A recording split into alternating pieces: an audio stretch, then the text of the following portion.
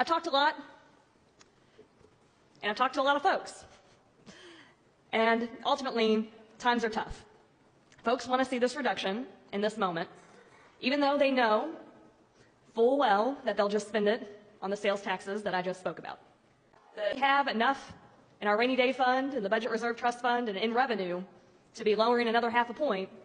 I think we need to be considering those 70 plus sales taxes that we've increased to add more revenue that ultimately make the day-to-day living still just as difficult for the average Kentuckian. Until this morning, I was not 100% sure which way I was going to vote. And I'm struggling, but right now, today, I have to live in reality and not what about tomorrow and not what about 5 years and not about 10 years from now. I have to vote for my constituents and for the people in the Commonwealth for what's happening to them right now, today. And right now, today, we have a lot of people who are struggling. This cut helps us some, but it does not help the least among us as much as we should and as much as we could.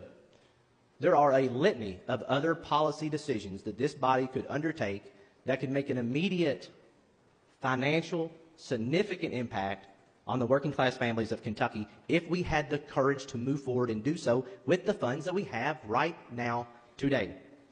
I could stand up here all day, and y'all would not like that, to talk about what I wish we would do and what I wish this bill could do and what this body could do.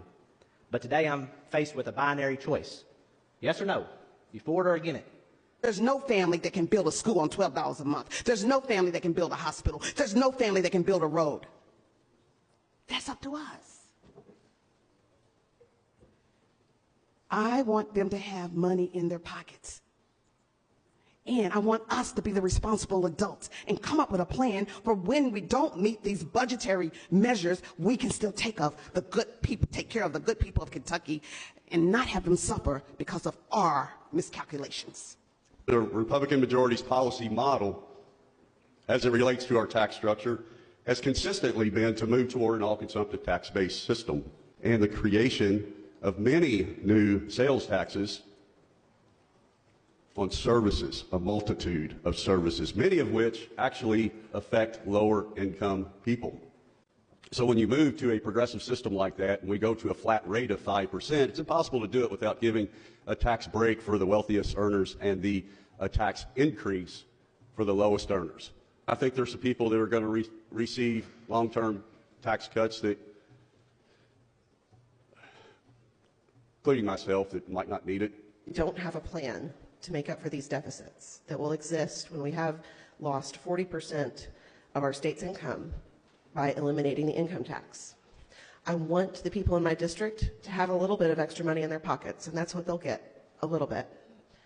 But I hope that this body will be courageous, that we will have the hard conversations about how it is we're going to do the things our people need us to do, that we will meet together day in and day out until we have a solution that allows us to fully fund our public schools, to pay our teachers what they deserve, to pay our bus drivers what they deserve, gosh, to pay the people who keep our Capitol building open and running for us in the middle of a snowstorm what they deserve.